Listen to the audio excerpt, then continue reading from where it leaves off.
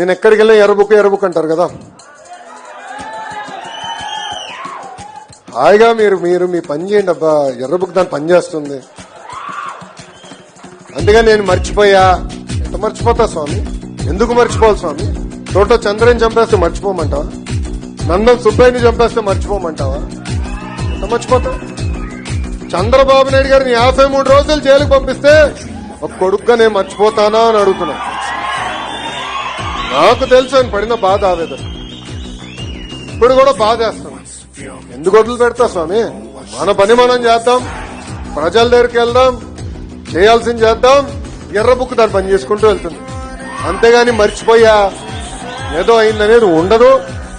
నా జీవితాంతం నేను మర్చిపోను. నాకు చాలా క్లారిటీ ఉంది.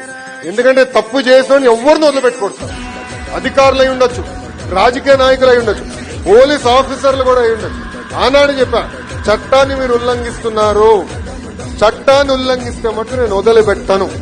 కోర్టుకు తీసుకెళ్తాను, కోర్టులో రుజువు చేస్తాను మీరు చట్టాన్ని ఉల్లంఘించాను.